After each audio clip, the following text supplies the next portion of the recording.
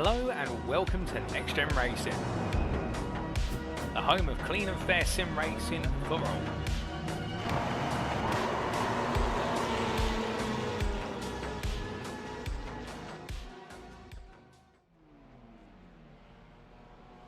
Hello, welcome and good evening ladies and gentlemen to the pre-season build-up to the one and only 8th season of the NXTGEN Racing Touring Car Championship as powered by Doble Motorcycles and brought to you on the premier sim racing platform available only on PC, known as iRacing. That's right ladies and gentlemen, we are here today not quite to get the racing underway, but to build up the excitement and indeed get a preview of what is to come for the 8th rendition of the Premier Touring Car Racing Championship. And goodness me, we've got plenty to look forward to today here at the Belgian circuit, the Circuit de Spa-Francorchamps, as the NXTCC hosts its first ever media day. Now, for those of you uninitiated or unaccustomed to a media day, what exactly is it? Well, if you look to many a racing series in the real world, including the British Touring Car Championship, British GT, and looking elsewhere, of course, the likes of Formula 1, Super Formula, etc., prior to a season getting underway on a yearly basis, what you'll find in the month or the weeks building up to the season opener, there will typically be what is known as a media day, where it's an opportunity for all the drivers and their teams to be out on a given circuit with their newly painted cars, their new machines, many of the driver swaps perhaps, or the team swaps also being known at that point, and it's the first chance for spectators and fans to be able to see all the drivers together, get a chance to interact with them, and have the opportunity to see them out there in their chosen machinery for the season ahead, and it just serves to build up the tension even more, and it's a perfect appetite wetter for what is a season of racing to come. And so we thought we'd replicate that here in the NXTCC today, with only 2 weeks between now and when we get the season underway at the Misano circuit in Italy, but we're here in Belgium, a circuit not too far away on the European continent, of course, for what is the final pre-season practice, if you will, on an unofficial round, and therefore all the drivers will be absolutely eager to not just show their strength out on circuit today, but also to show off their cars, their team's liveries, and we'll have an opportunity to have a chat with a few of the drivers over the course of today. But where are my manners? We should introduce our schedule and welcome you all to this broadcast formally, and welcome to today's media day. This broadcast is available on 3 media platforms for your viewing pleasure. First, of course, you have the 2 official NXTGEN Racing media platforms. They include YouTube at youtube.com and search for NXTGEN Racing. And welcome to you guys and girls tuning in via what is YouTube there. And we do say hello to the official Verano eSport account, and also we say hello to Costa Chats Continental in the YouTube chat. You'll get to see him out of the circuit today. And we also welcome you via the Facebook broadcast. That's at facebook.com/groups/NXTGEN Racing. And welcome to you guys and girls tuning in via Facebook. We also do have a third media platform where this broadcast is being produced to, and that is the unofficial broadcast available on Twitch at twitch.tv/TX141. And welcome to you guys and girls tuning in via Twitch, including KingLee025. Now, some of you may be sat there asking, well, who exactly is TX141? Well, allow me to reintroduce myself for the purpose of this season, ladies and gentlemen, because I'm very happy to be back for an 8th season of the NXTCC. Goodness me, I've been around it since the very start of the championship, but to be fair, I think that's a good thing, and what a series it has been over the course of its history. There's no doubt about it. And well, as you can see as we cut to the quarantine booth, I'm back once again. Hello, my name is Paul Walsh, also known as TX11 or Brit of the Spit, depending on what media you follow me on. And I'll be bringing you all of your racing action for Season 8 of the Championship. I'm very happy to continue my partnered role with the NXTGEN Racing Administration team to be bringing you all the racing action from round after round, and all 10 rounds of the season are going to be live. But I can tell you one thing, ladies and gentlemen, in all my years of covering sim racing and real life racing as well as a commentator and broadcaster, there has never been as close racing as there has been in the NXTCC to my eyes, and we are in for a treat this season. If the previous seasons have set us up for anything, they have set us up for the fact that we have got an incredible season of racing ahead. But indeed, enough about me. I'm not the star of the show here. Indeed, it's all the drivers who are the stars of our show, no doubt about it. And as we do head back to circuit side, well, as we can see, our schedule for today, times in Greenwich Mean Time, that's GMT, or Universal Coordinate Time at UTC, as we're going to be having the Drivers' Parade get underway in approximately, well, it's about a minute's time. In fact, I do believe all the drivers will be recalled into the pit lane, and they'll be gradually making their way out of the circuit at just after 8 o'clock, and that's going to take about half an hour, and we'll get to see our drivers going around the circuit at a relatively slow pace compared to what they normally do here at the 4.35 mile circuit, or the Circuit de Spa-Francorchamps. And in doing so, We'll get to see all their liveries, the choice of car, and everything in between. And well, once the drivers have gone through the drivers' parade, which may take a couple of laps, we'll then be seeing our drivers group up together as a whole in order to enable you as a viewer to be able to get a number of photos, should you desire, of all the drivers all together. And we'll get to see the entire, what will be 40 plus cars on the grid today. Well, we've got over 50 sign-ups, but not quite all the drivers are able to make it here to Belgium today, but most of them are here, and we'll get to see them all together, and we'll get to see that grid in its full fruitful fruition. But then we'll be making our way into our free practice session. That'll be 30 minutes, approximately 8:30 this evening, and all the drivers will be out there getting a little bit more practice in, and we'll get a word or two with some of our drivers, including some of our newcomers and our staple veterans, and we'll be hearing from what is our previous champions of Season 7. And at 9 o'clock this evening, we've got a 20-minute practice race. Now, there's no points or honour up for grabs in that practice race. It is purely what it says on the tin. It's a practice race, but it might just be a little bit of an insight as to what is to come with regards to the racing in Season 8.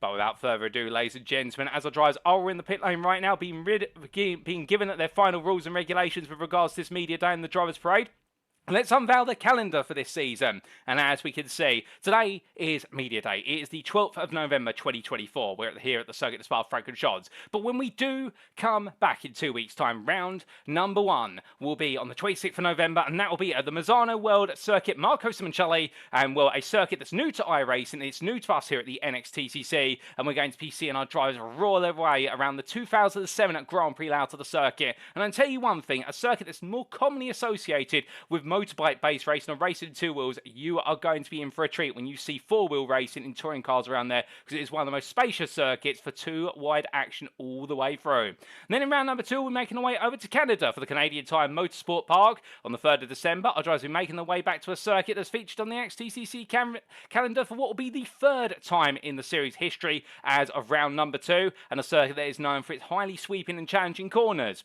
After which, in round number 3, we'll be making our way to Portugal for our first ever visit to the Algarve circuit, or 9 and 4 as the Autodromo Internacional do Algarve. And on the 10th of December there, our drivers are going to find they'll need to contest the rises and falls of the circuit, and its absolutely fast-flowing undulations through the local terrain is going to make it a circuit that's very challenging, and understeer could prove to be the undoing of many a driver.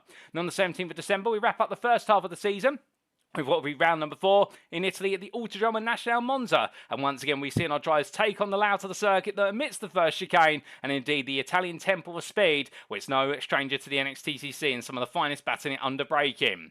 That will wrap up the first half of the season, and then we'll have a 2-week break for the Christmas period, after which we'll be returning on the 7th of January, and that'll be in 2025. Goodness me, how 2024 will fly to a close, and that'll be in Germany at the Nürburgring Gesamtstrecke, or the Nürburgring Combined, and that will be a special round, as you can see there by little asterisk, whereby we're going to be bringing back the much-loved feature race special that we saw in Season 7 here at the Circuit de Spa-Francorchamps. The first time we ever featured the Belgian circuit and have ever had a feature race in the NXTCC. But we're going to be changing the format slightly for round number 5 and also for round 10 later on by splitting that round into 2 races, a 20-minute sprint followed up by a 60-minute feature. So the stakes will be high, but we'll have 2 races rather than just one in the feature race special. And then we'll have it in round number 6, the Knockhill Racing Circuit from Scotland. It'll be Scotland the Brave as we return there on the 14th of January for the 2nd time in the NXTCC's history. And then we're making our way to Canada for the Circuit Jules Villeneuve, where the walls will loom close at the Hybrid Street Circuit on the 21st of January. Before then, in round number 8, we're going to be seeing the newly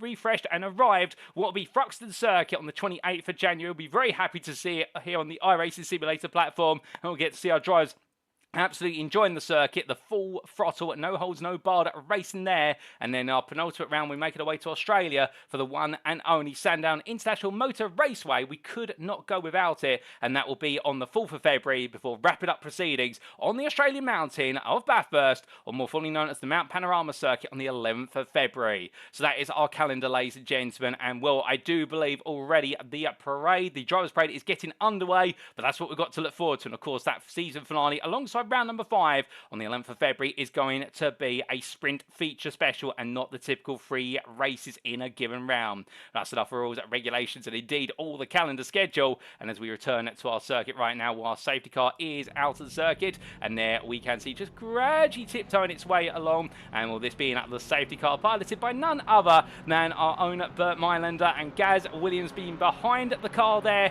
and will, as we can see, making its way out there in the Porsche 918 Cayman GT4, and what I do believe it will be the last time that we do see the Porsche Cayman. We may be switching it to another one of the GT4 machines available on the iRacing platform going into the season, but indeed Gaz Williams has been our safety car driver now for the best part of what has been 6 seasons of the NXTCC. The safety car originally envisioned as a means of essentially what was in order to introduce a bit more fairness into racing. If we do have major incidents whereby multiple drivers are impacted, they're not going to be completely ruled out of the race. Indeed, trying to make it as realistic as possible, and we're very grateful for all of the time that Gaz gives up on his evenings of the NXTCC, because when we have a good day, and he has a good day, he doesn't have to go out on circuit, but it's a boring day for Gaz. But today he gets to be out there and we get to see the safety car, and well, it's being followed up there by our team's champions from season 7 and 4-time champions in the team's championship based on their name, but this man is a 7-time team's champion. Jamie Dory, the team manager for NXTGEN Pink, leads his team around there and deciding this season to go to the Hyundai Elantra, and he confided me in the build-up to today that he's had great success in the Honda Civic Type R. He's also had great success in the Hyundai Veloster, but he hasn't had success in the Audi RS3 or the Hyundai Elantra as much as he would like, and therefore he's back to the Elantra to try and find the success this season. He's going to be partnered up with Gavin Gardner, and I mean behind him there the Audi RS3 driver. You can always tell a car that's being piloted by Gavin for one simple reason: it's got the shiny pink rims on it, and well, Gavin is no stranger to being as bright on the livery of the car as he is about as being bright with regards to racing, and one of our finest drivers out there. He may not be a champion, indeed runner-up in season 1, just missing out versus Jamie Dory, but you can never rule him out, there's no doubt about that. And also they're in the company of what is alongside them in terms of their NXTGEN Pink teammates. A new driver to the team with Semper Racing not on the grid for this season, Jarosław Zabula from Poland, and the number 80 driver there in the Honda Civic Type R. He's jumped on board with NXTGEN Pink, so welcome to him being a part of the team, and we're very happy to see him there, continue to be on the grid. And it's crazy to think this season we are not going to see Semper Racing back on the grid as an entity. We will see one of their drivers in the form of Jarosław Zabula, but we're not going to see our reigning overall drivers champion, Wojciech Swierdowicz, back here. Not quite able to make it onto the grid for this season. How rapidly the sign-ups went through, and in the end Wojciech taking a break for this season, but we could expect him back in season 9 to mix up the score, and well, that would be absolutely incredible if he was able to do so. But also out there, what we do have in terms of our teams, and more drivers going out there at the moment, it must be said, we've got one more NXTGEN Pink driver to cover, and that is none other than Benjamin McCluskey, and well, the man, the photographer for this series, and also one of the racing drivers who really mixes things up, and will runner up last season, and the Hyundai have lost to there, going in the hands of number 28 driver, and he'll be hoping for plenty today. But as he makes his way on around, he'll be hoping for plenty more when we do go racing, of course, and well, the number 28 driver will be back alongside his teammates once again, looking to try and lead the team alongside Jamie Dory to 5 seasons of team's championship glory.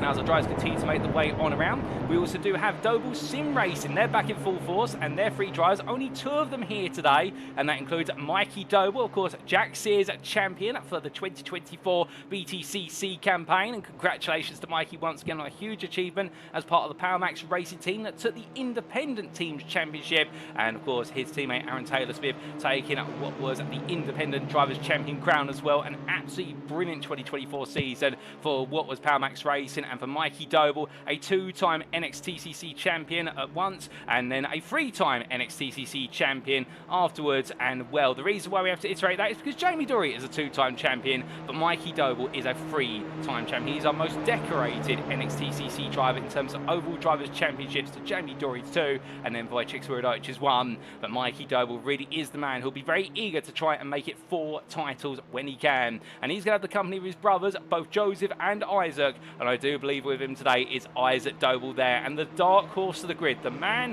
one of the youngest drivers on our grid, if not the youngest, but last season absolutely flying high, and we look forward to seeing what he is able to do this season. Could Isaac Doble potentially take his first crown this season? Well, we're going to be seeing them all in the Honda Civic Type R, deciding to go with the Old Faithful machine, one of the strongest cars on the grid in season at 7, if not the strongest. And well, we do believe it is due for a balance and performance update midway through this season, so we'll wait and see how that shakes things up, but they've decided to go with the Honda. Well, NXTGEN Pink have got variety, meanwhile Doble Sim Racing have gone for consistency.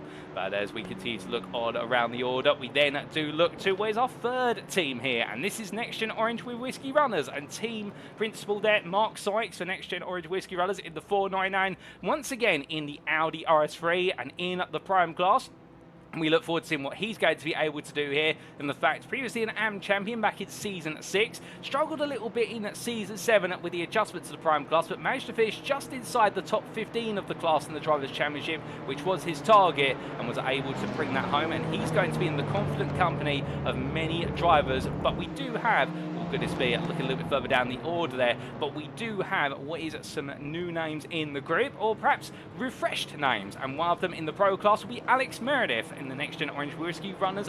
What is Elantra there? And well, Alex Meredith, the man who was once tipped to be a Prime champion, but he's been promoted to Pro recently going into this season. And therefore, the number 19 driver will be very eager to show his nuances with regards to that Elantra in the Pro class, because many a time, many have asked the question, if he was able to complete a full championship season and not have the little hiccups that blighted him, particularly in seasons 5 and 6, could he have been a Prime champion and moved to Pro sooner? Well, I think the answer is yes, and that's why he's been moved to the Pro class, but one to watch out for. And of course, they do have the company of what is there, Jonathan Collins, who you can see in the Veloster at the back of the group, and that alongside Alex Meredith and the NXTGEN Orange Whiskey Runners driver. It's going to contest the AM class once again this season, and well, he's going to try and make amends for what was a championship campaign that got derailed midway through Season 7, and he'll be hoping that he is able to put it all together in Season 8 and become an AM champion. And with them as well, you do have, excuse me, what is there, Lee Horn, and I do believe we also have driver-wise what is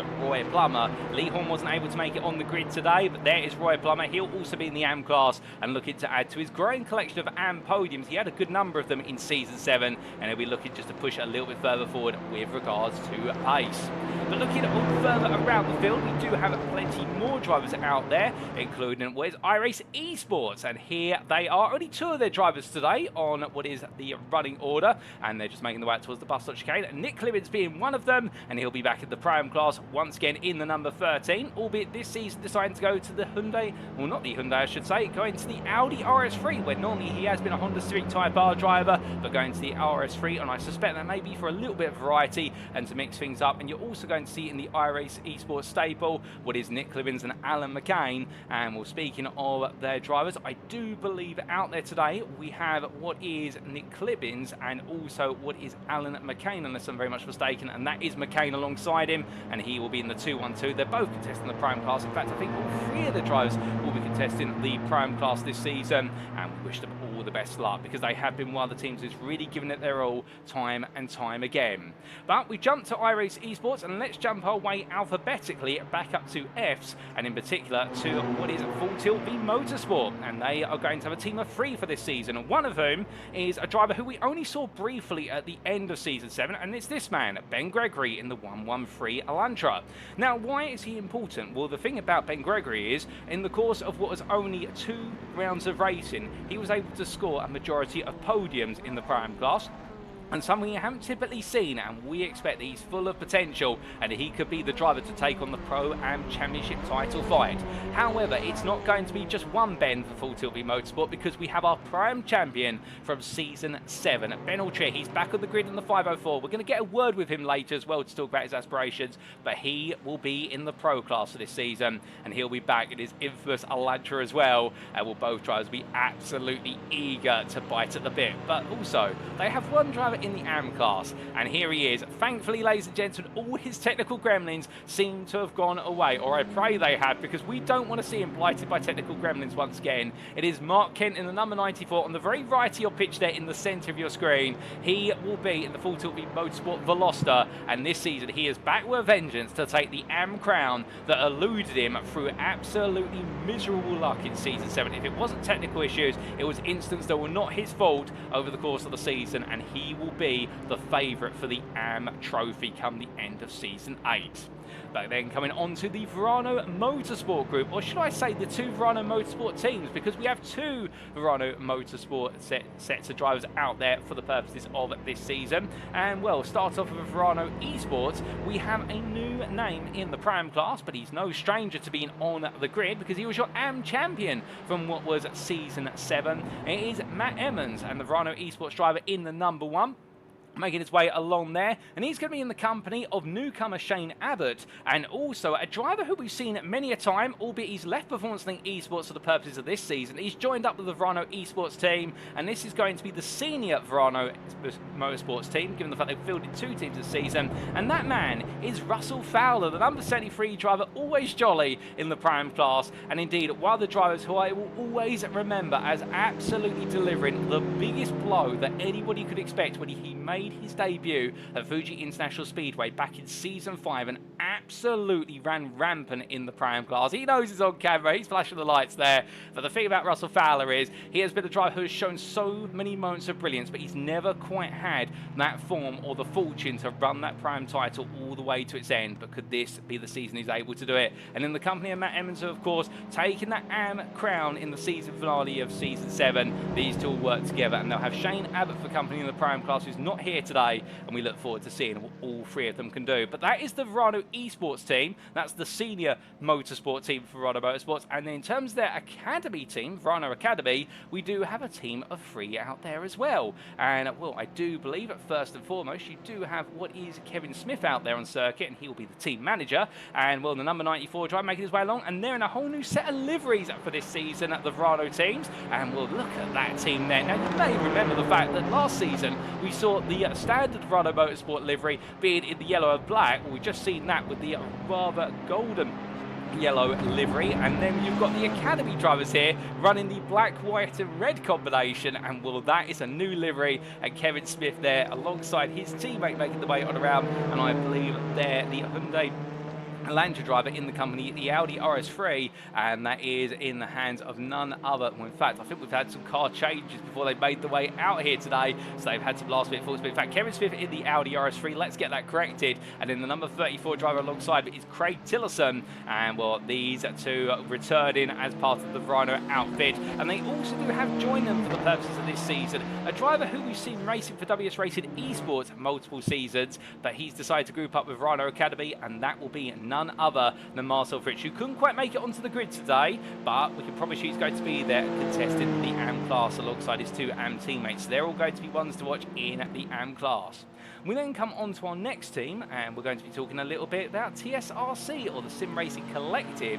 And in terms of them being out there, we are just waiting for our cameraman to pick up the Sim Racing Collective team if they can find them. It always can be a little bit of a challenge when you are trying to fish around the circuit for particular drivers. But in fact, Sim Racing Collective may not be here today, as we can't quite see what is Andrew Pike. Well, in fact, yes, I say that, and here he is. We're not going to have John Higgins Jr. with him today, but it's a 2-man team for this season, and Andrew Pike will be team manager in the 57. Once again, Mr. Fish as he's nicknamed amongst his friends in reference to his surname. Pike, of course, being a type of fish, as he makes his way down the start-finish straight there towards La Source, and well, as he does so, we're going to be seeing him once again bring the Honda Civic back and look at the chase even higher results this season. And he's one to watch out for in the top 3 championship fight, given the fact that when he nails it, Andrew Pike can be unbeatable. We can tell you that. His consistency is like no other when he's on a good day. And well, John Higgins Jr. will be his partner for this season, and we look forward to seeing what the 2 of them can do across the Pro and the Pro-Am classes, with Pike being in what is the Pro class, and meanwhile John Higgins Jr. being in the Pro-Am class, as I've been informed. But then coming on to what is our next team out there, we're going to be talking about JWM Motorsports, and well, they're quite a senior outfit on the circuit, no doubt about it. They date back quite a while now, and our cameraman is just trying to pick them up, and here they are. Only 2 of their drivers out there today. And you'll see Patrick Falconer there on the right-hand side in the number 96 in the Audi RS3. And then you'll see the Hyundai Elantra alongside, and that is the number 55. And that's being driven by none other than what I believe is Michael Lease. But they are also going to have in their ranks will be Harley Bicknell, Ian Manners and Reese Watt. And all 5 drivers will be in the Pro-Am class. There have been some class swaps indeed. Both Michael Lease and also what is their Patrick Falconer have been moved from Pro back to Pro-Am, given what is excuse me, the challenges that he found in the prime class, in the pro class, I should say. And we've had some adjustments to the pro class of the primes to try and level out the pace of our drivers, and it doesn't always work, but we're refining that formula season after season, and we do feel they belong better in the prime class, and they need to show, of course, that they're the best of the primes to make their way into the pro class. And well, as they make their way on down towards Rivage Corner, we look forward to seeing what they're going to be able to do. And JWM Motorsport, they've been around since season 2, and well, of course, they do have the accolade of being the first ever Pro-Am winner car fielder in the form of Reese Watt at the Motorsport Arena Oschersleben. I do remember that race number 3, that titanic 5-way scrap between primes for the victory overall, where the pros could not catch up due to how much fighting was going on between all the pro drivers, and the primes in the end all fought, and it came down to 3 drivers, and it was Reese Watt who took that victory all those years ago. But as they make the way on through, we've still got a few more teams to introduce, and how could we forget coming on to what is Goldwing Motorsport, as we are starting to see everyone forming up into a group here behind the safety car. Lovely to see that formation coming, and I think they're also trying to get me the message by right now, which is, can you hurry up and introduce the teams, Paul? But how can we rush things? We need to talk about each and every team where we can, and still we've got plenty of time as they get together. And Duncan Moraes there for Goldwing Motorsport, the South African driver, back once again in the prime class. And Goldwing Motorsport will have 4 drivers this season. We Duncan Moraes, Sam Van Olst, and also Daniel Downing, who returns, and Andy Fox. But the reason why we need to give a special shout out to Daniel Downing is the fact that he had to miss season 7 due to something positive that happened, nothing negative, in the fact that he did have the birth of a new child in the family, and well, child and mother all doing absolutely fantastically, and Daniel Downing is going to be back. He couldn't quite make it today due to family matters, but he's going to be back on the grid, I assure you, for season 8, and we look forward to that. And well, Duncan Moraes making his way on around there with Andy Fox for company, and well, how could Andy miss being here at the Circuit de Spa-Francorchamps? Because of course it is the place where he took the first ever overall victory in the feature race in season 7, and well, he's been promoted to the pro class given the pace he showed over the course of season 7 in the prime class, and well, it's felt that he is a pro in waiting, so he's leapt his way into the pro class, and we look forward to seeing what he could do at the premier tier of this league. But as they make the way on around, as we said earlier, we won't be seeing Daniel Downing or Sam Van Olst today. The Goldwing Motorsport will be a team that will be chomping at the bit to finish at the top 5 in the Teams Championship, and their drivers will be contested both the Pro, or I should say the Overall Drivers' Championship and the Pro-Am Championship.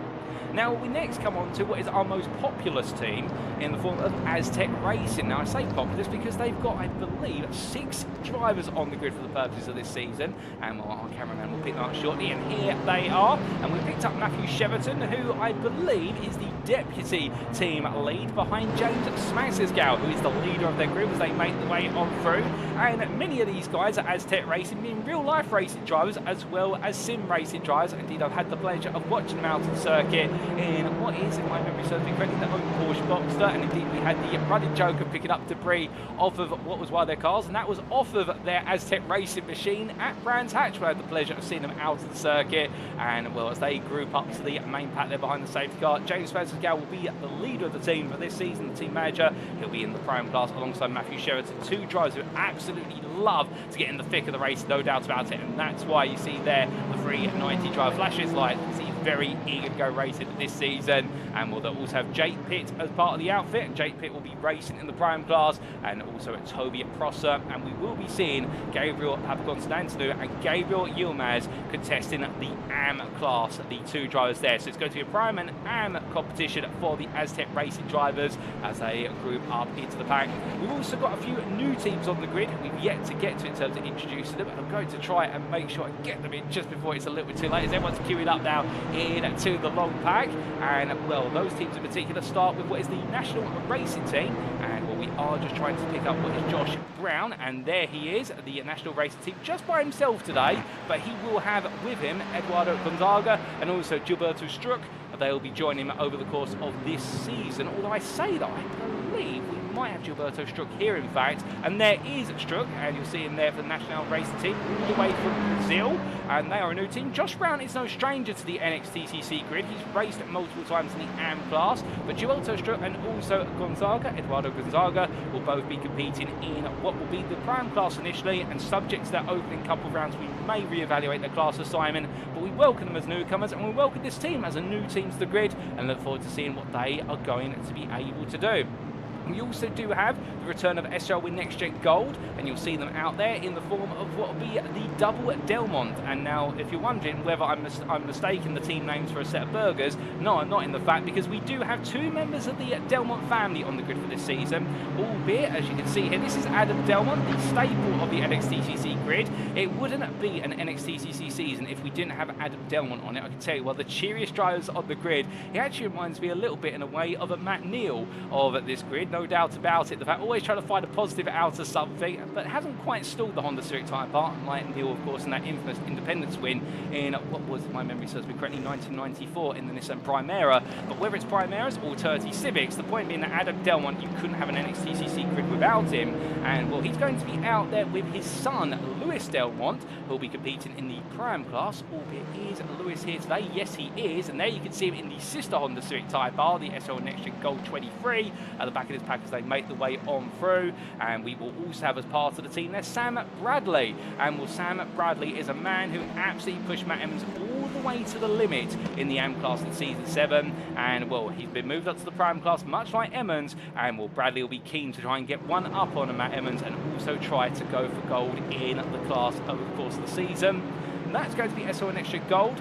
I do believe we are missing a team on the grid today, and that is Track Scotland. They weren't able to quite make it over to Belgium from Scotland, but we are going to see the team that featured in Season 6 returning with the form of both Kieran Smart and Stuart Wynis, and we look forward to welcoming them back onto the grid because they were a force to be reckoned with in the Pram class. And I can't see them there on my data sheet to say they're able to make it today, unfortunately. But if I'm wrong, I'm sure somebody will correct me. We also do have what is the form of another new team on the grid, and that is going to be in the form of what is Quartermass Motorsport. And that is the combination of Andy Chell and Jonathan Berry. They'll be here together, and you can see them there in their distinctive blue, turquoise, and light blue livery machines. And whilst they make the way around, I think they do have a third member of the team there, unless I'm very much mistaken, behind them. And I think that might be Sammy Ariba, who is also listed as being as part of the SJC Racing with 991 racing team. But Andy Shell will be the team manager. And having had the chance to catch up with Andy in the interview room of the GT3 Next Gen Racing Series, I can tell you he's one of the nicest guys you could ever talk to. And even if he's had a frustrated day, he always finds a way to have a laugh with you. And that's the wonderful thing about Andy. And we look forward to seeing what he can do in the AM class alongside what will be his teammate, Jonathan Berry. And the two of them actually go hand in hand, I can tell you that, with regards to their racing craft, both in the AM class there. And as they make the way on through, Sammy Ariba is the back there, and they are an all-free Audi RS3 outfit. And well, from the number 96 driver, you can see Sammy Ariba there running alongside Andy Chell, and we look forward to seeing what they are able to do. I do believe that Ariba may be racing as part of the Quartermass Motorsport outfit. We will get that double checked for you after this media day, ladies and gents, because we are just getting those teams finalised as well. But welcome to Sammy Ariba, and all three of them newcomers to the grid, no strangers to Fast and Furious Racing, and we look forward to seeing what they are able to do. We also do have what is the independent on the grid in the AM class. You'll see him for 287 Motorsport with Autofocus Motorsport Media, and that will be Costa Chatscontinentu, and we welcome him back once again. And what has been an absolutely extended championship campaign from himself over the course of multiple seasons, and we look forward to seeing what Costa is able to do, having chased after his first podiums in the AM class, having picked up 2 over the course of Season 7. We'll be hoping for a few more this season. And then last but not least, ladies and gentlemen, in terms of introducing all of our teams, we do have with Lewis Mason in the SJC Racing with 991 Racing, 991 car, of course, and that is the Honda Civic Type R there in the orange and black colours, and we welcome him to the grid in the AM class. But those are all of our drivers introduced who are here today, and all of our teams. We've had to make our way through it as quickly as possible, and as we do look to the blimp camera there, I do think everyone's getting set up towards the very front, and we'll look at that, ladies and gentlemen. I mean, you couldn't ask for a better view of the entire grid all together here at the Circuit de Spa-Francorchamps, all parked up. And well, we have what is the best part here, I do believe, of 42 of our competitors. We've got a grid of 55 sign-ups over the course of this season, but everybody there in all of their 4 colours. All the teams represented. Unfortunately, Track Scotland couldn't quite be here today, but absolutely brilliant to see. And, well, we look forward to seeing what they are all going to be able to do over the course of Season 8, no doubt about it. And, well, as we do say hello to a further number of you in the respective chats, I think all the drivers there decided to pull off and just shut off on the front there or the front row, at least pulling off, and then everyone falling in behind. But as they make the way on around here, I can tell you one thing, it is definitely going to be a season that is going to be remembered for all the right reasons, as we do have the outriders now making the way into the pit lane. And well, that is with the media day complete in terms of the drivers parade. We've still got plenty more to come as everyone now tries to scythe their way into the classic pits, and well, this being where the old start finish line would be on the Circuit de Spa-Francorchamps, of course being relocated for the purposes of more modern motorsport to what is before La Source. As the drivers all make the way on in, as they create the way down, what we will shortly have, of course, will be the free practice part of what will be this session, and that's where all the drivers will be permitted to go out into circuit whenever they decide to do so. And well, if they do decide to stick around, and if they don't put the cars back on the trailers and take them home, then we will be seeing those drivers on the grid, because the practice times will set the grid for the purposes of what will be our 20-minute practice race that we'll definitely look forward to. But so many drivers out there. And the time town left-hand side giving you a feel for just the top 35 that have made their way on around in this respective what has been parade lap. And well, plenty more to come, no doubt about it. But as all drivers park up in the pit lane there, all the cars assembled together, and well, so fantastic to see so many. And a huge thank you to all the drivers who've been able to make it here today for the media day. And well, I do believe now we will start to have some drivers that potentially look to make their way out of the pit lane in terms of getting some practice laps in. Once everybody's in, I do believe they're just being given a few words by what is our race director with regards to what to do and what not to do. But once they do make their way back out, well, they're going to be out there, and we'll try and get a word with a couple of our drivers. And well, in the meantime, whilst we are waiting, we do say hello to what is included there, none other than Lewis Mason. And well, thank you, Lewis, really do appreciate it. Very happy to have you in the YouTube chat, to see you on this grid for this season. We also say hello to Benji Racing, or Benjamin McCluskey there, and I hope you're doing well, Benji, of course, our photographer, and he's going to be furiously at work after today, getting as many photos as possible, and I'm sure plenty of drivers will want to get photos of their cars on this extended grid. We also say hello to James Bostock, or James B at GP2, and well, I'm doing very well, thank you, James. I hope you're doing well as well, and always happy to see you tuning in. Hello to Arjen Kregel there, and well, an absolutely amazing class, no doubt about it. Like you say, Arjen, an absolutely packed field. We also say hello to Mike Barber, who's cheering on the Verano boys for this season. We'll say hello to Luke Jones, who joined the liveries, and well, I do wonder if he's referring to perhaps the JWM Motorsport livery, or perhaps some of the others out there. But I'm sure many liveries have taken your eyes and indeed struck you in the heart. And we also see their average show enjoying the Whiskey Runners Racing liveries, or the NXTGEN Orange with Whiskey Runners Racing, and with so many great liveries out there. And it's so fantastic to see the creativity that our drivers deploy, and indeed their team managers and their livery designers deploy, as much as with regards to the liveries of the cars as the creativity they apply to the racing out there. And that's what makes the NXTCC what it is. But as we see our drivers making their way on down and around, we say hello in the Facebook chat there to the Verano Esports account that's talking about with regards to the fact that we do have the guest driver of Marcel Fritsch for the purposes of the Verano Academy team, and we look forward to seeing him work with the team there of Kevin Smith and Craig Tillotson. But we are now into what is the practice part of this session, whereby we will be seeing our drivers at this point now making the way around and essentially setting times. There's no pressure, of course, there's no prizes up for grabs today, other than technically perhaps a little bit of bragging rights with regards to if you win the practice race before the season gets underway. But I think all the drivers right now will just be keen to make their way out there, have the sponsors represented on the car, and do everything they can in order to be able to get those final little bits of data they need with regards to the car before they do go racing in 2 weeks. So of course they can practice for the Misano circuit between now and when we get underway on the 26th of November. But every little bit of data you can get from session to session can prove absolutely pivotal. But as the drivers make the way through, there is one driver who we did briefly talk about, and here he is, Daniel Downing. He is here today. He was able to make it, albeit it was a little bit late to the party. He's missed what was the drivers' parade, but he hasn't missed being here for practice. And we welcome back the number 17 driver, and we're very happy to see him back on the grid, and managing family circumstances all were, of course, the birth of his little one, and we're able to find the time today, and we're very happy to have Britain on the grid here today as he starts to put some laps in. But as he does so, I think it's time for us to start to get a word or two with regards to what is some of our drivers out there, and we're going to try and grab a word firstly with what is our well, I would say reigning Pro-Am champion from Season 7, but of course he can't defend it this season because he has moved to what is the Pro class, and we're going to try and catch a word with Ben Altria when I do find him out on circuit, and there he is, and well, we do try to get a word in the car with Ben Altria.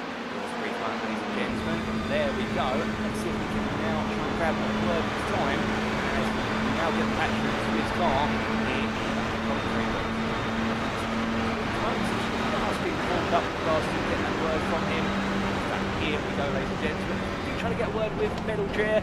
Good evening to you, Ben, and welcome back to the NXTCC. I have to ask, how does it feel to be here today on Media Day and to be representing the Full Tilt Motorsport team in the Pro class? It's a bit bittersweet, really. I'm going to miss fighting some of the guys in the Pro-Am. I had a lot of fun with those guys.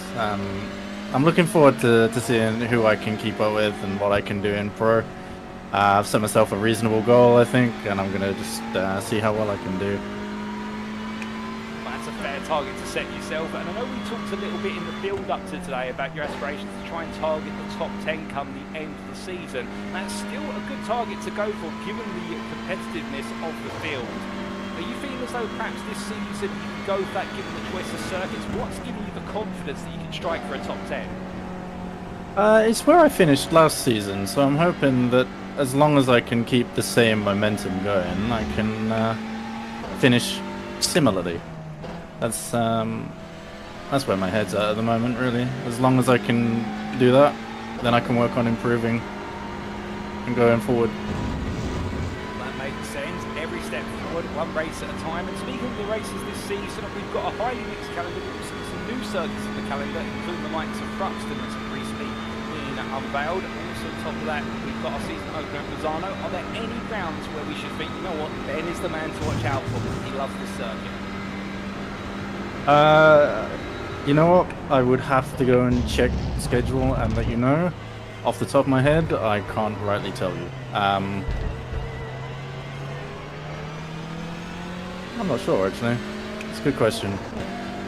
Well, that's absolutely fair. I can imagine you got your mind in about 3 different places at once at the moment. And just before I do let you go, a quick word of the team, of course. Full Tilt Motorsport, back with a passion. And it's the return of 2 Bens, which you've got Ben Gregory joining once again. And it's going to be his first full season. I mean, are we expecting magic from Full Tilt Motorsport, the Team Championship, given you guys gave a good run for a top 5 last season? Yeah, I think we'll definitely be aiming to try and finish top 5 this season, especially with 3 of us now. It gives us a little bit more chance to score some points. Gregory's got quite a lot of pace about him. He's pretty quick, so you should look for him in Pro-Am for the championship there as well, I think. Definitely keep your eyes on. I think I might try and grab a quick word with Ben shortly, but with that, Ben, thank you for your time. Enjoy your practice, and we may catch up with you a little bit later. Thank you.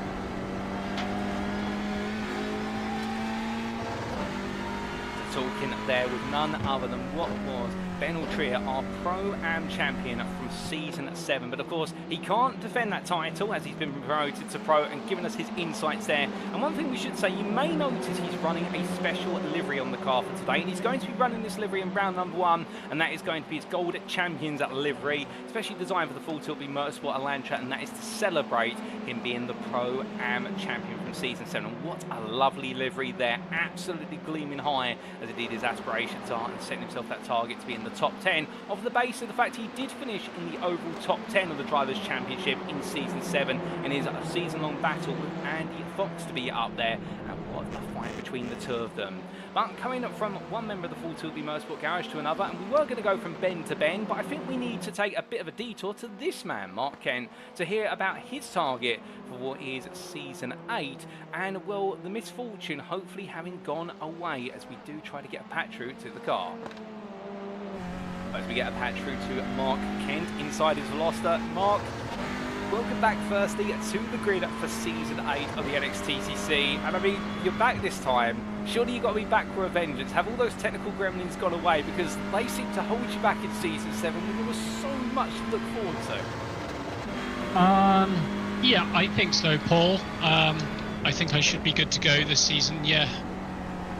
My only concern now is personal health, but we're working on that, so looking forward to it. That's absolutely fair. We won't pry with regards to personal health. We do hope that all goes well with that. Coming on to a little bit more of the racing, of course, an absolutely stacked calendar and a stacked AM class this season. We've got plenty new faces in the AM class and plenty of veterans in there as well. Are there any drivers you're going to be eyeing up in the AM class? All of them, to be fair. They're all quite competitive, to be honest. So yeah, I'm not really going to single anyone out. I'm just going to do my best, drive my own races, and see where we end up. That's absolutely fair and a good approach to have. And I've just asked Ben, as in Ben Ultrier, this question. I'm not sure if I'll get a similar response for yourself, but are there any rounds or venues that we're going to which really scream out, we need to watch out for you there, because it might be a circuit you absolutely love or a circuit you feel very competent at? I have to admit, this season's calendar isn't a particularly strong one for me, so it's going to be a case of plenty of practice and see where we go. Yeah, like I say, nothing really stands out to me. I'm probably looking forward to Misano the most, to be honest. But yeah, everything's kind of average for me this season.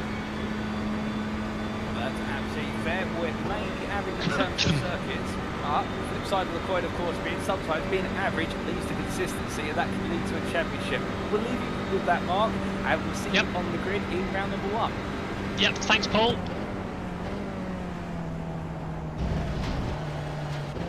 So hearing it there from Mark Ken, and well, interesting perspective this season in the fact that whilst the technical gremlins are gone, has some personal gremlins with regards to his health, and working on those, and that's always a good thing. But coming to the racing, feeling as though the circuits and the schedule may not be most favourable, nothing screams out to in terms of this is the round where I can deliver the biggest score, but he's just going to focus on taking one round at a time, and that's always good to have, and we look forward to seeing what the number 94 driver can do. And interestingly, they're not singling out any AM drivers. I thought he may have singled out Jonathan Collins as being one of his key rivals, given how close the two were on pace over the course of the first half of Season 7.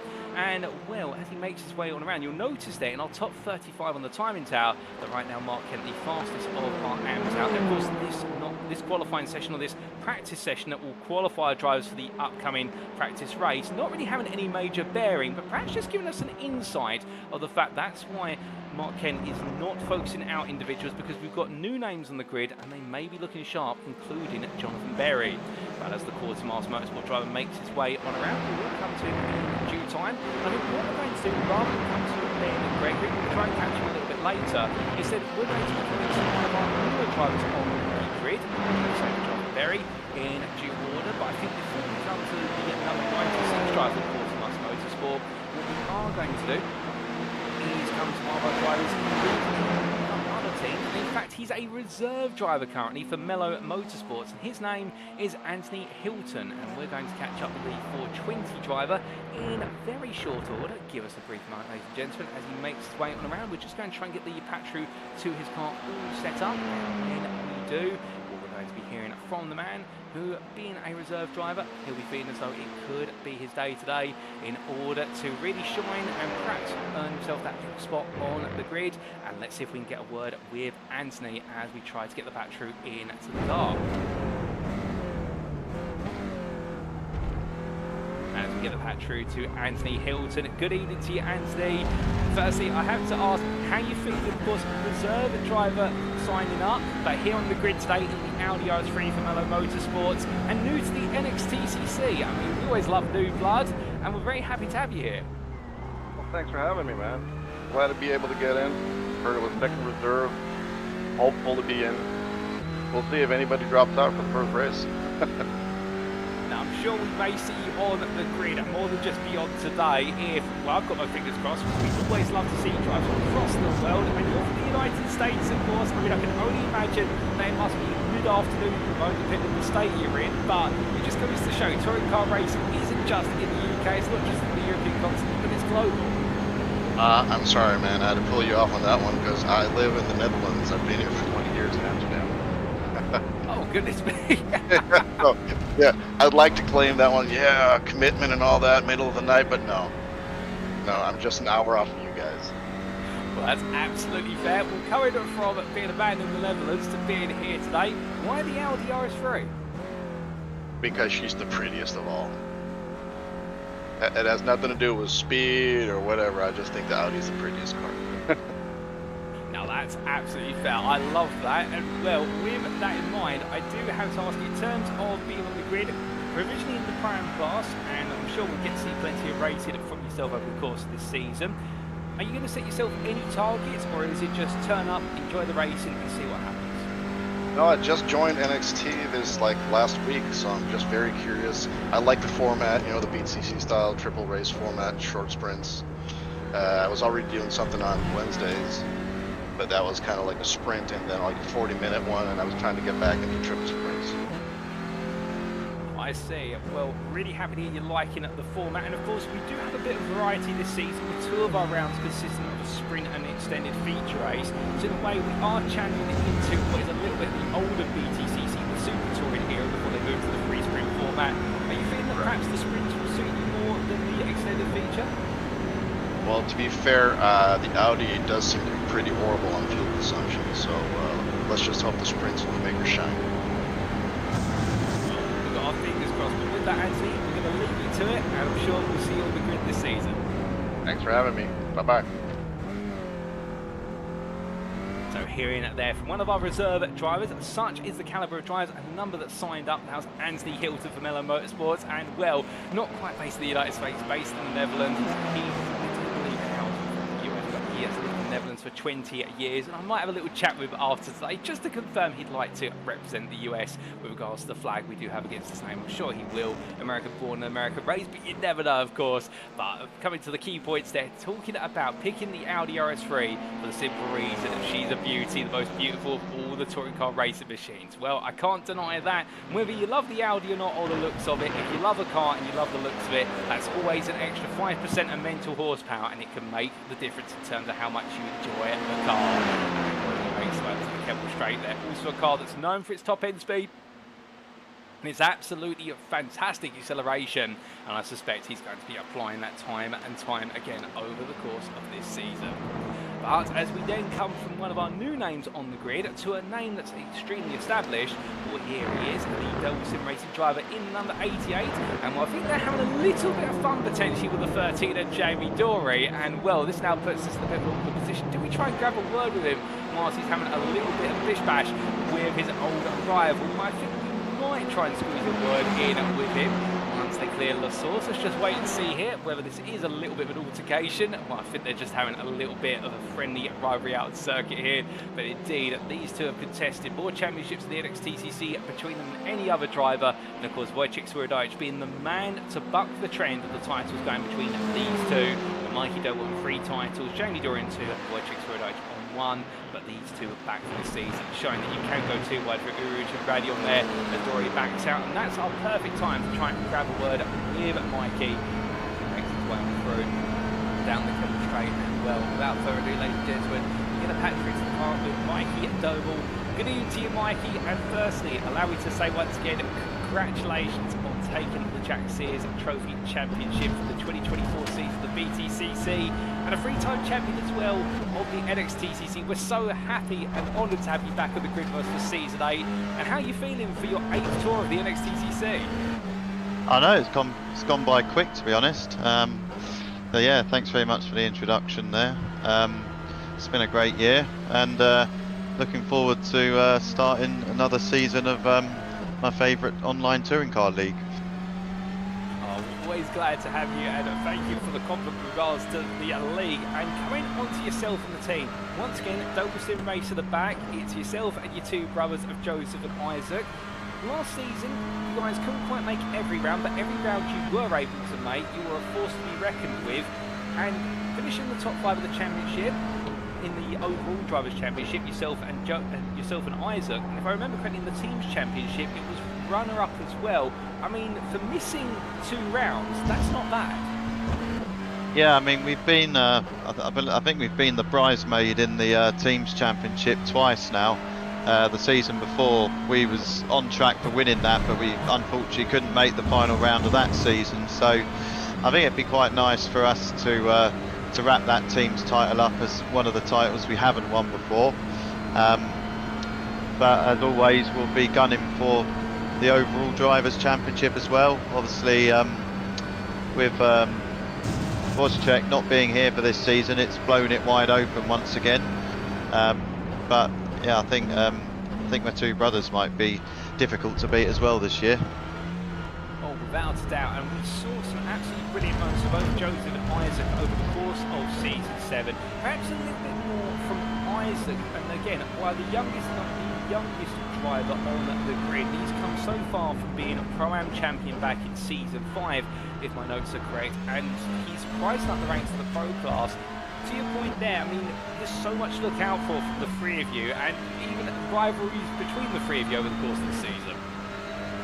I mean, yeah, we don't want it to get too competitive between us, but of course, as we get to the end of the season, if we're both in for a shout, or all three of us are in for a shout with the championship, then we'll be going door to door with each other. But yeah, you make reference to Isaac there. He's just got better and better by the season. Obviously, he got his new equipment now, probably about 9 months ago, so he's really adapted to that well.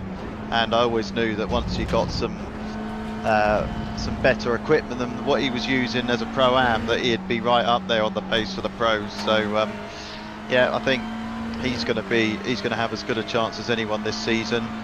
With Joseph, he's got the natural pace.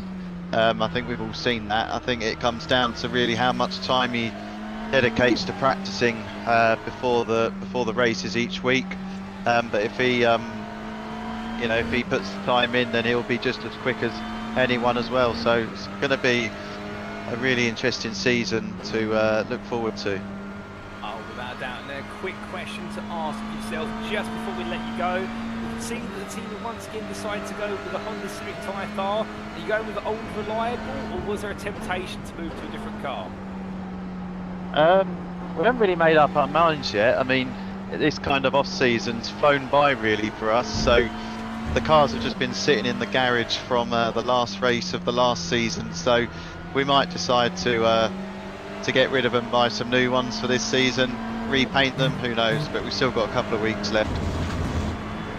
Well, we look forward to seeing what that final decision is in a couple of weeks' time. But with that, Mikey, we're going to leave you to it. Thank you for your time and enjoy the practice. Yeah, thank you very much. So hearing that there from Mikey Doble, and we're always cheerful to talk to, no doubt about it, and really setting the bar and the expectations quite high for Doble Sim Racing this season, not just with regards to himself but the whole team, and also the inter-team dynamic between himself and his brothers, and the fact they don't want to step on each other's toes whilst racing, but all three of them have their own aspirations to chase down that overall Drivers' Championship title. And well, we talked quite a bit about Isaac then, how he's come up through the ranks, and then to talk about Joseph as well. Really has been one of the dark horses of the group over the course of multiple seasons in terms of how close he's been to chasing on the foottails of Mikey, particularly maybe you remember back in seasons 4 and 5 where Joseph seemed to be the stronger of the two in the first half of the season but fell away in the second half of the season. In his own right, a driver who I think should be praised, and not just what he's done on the virtual circuit but also on the real circuit. And let's grab a quick word with him now if we can, and the reason we want to grab a word with him is we need to congratulate Joseph Doble, and well, I'll explain why very shortly as we get a patch through to the car with Joseph. Good evening to you, Joe, and well, firstly, allow me to say I believe it's been confirmed now, but I'm sure you'll correct me, congratulations on the BMW Compact Cup 2024 Championship title. Yeah, sort of.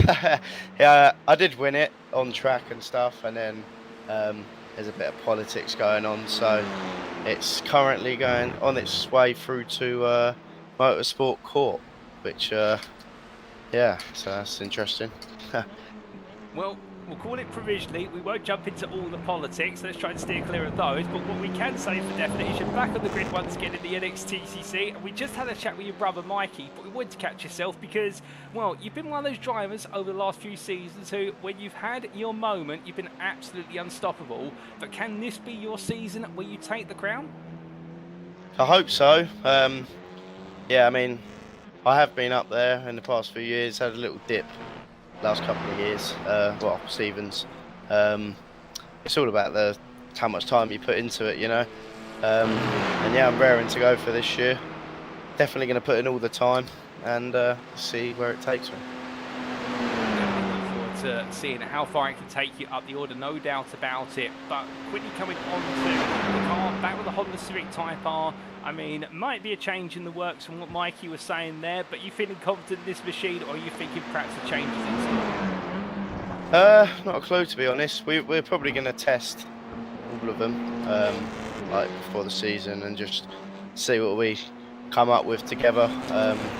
We feel like the Honda is a very safe bet. You know, you're never going to have an awful season in a Honda. But yeah, if anything sticks out like a sore thumb, then we'll obviously go with that. But yeah, not sure. Well, we'll leave the car decisions away because we've still got some time before you need to confirm them. And one final question for yourself. We've got an absolutely packed calendar. We've also got some new circuits in store, including Thruxton. Are there any circuits on the calendar this season which have really taken your attention? Definitely that one. You know, fast flowing, should make for some chaotic racing, but hopefully as clean as possible.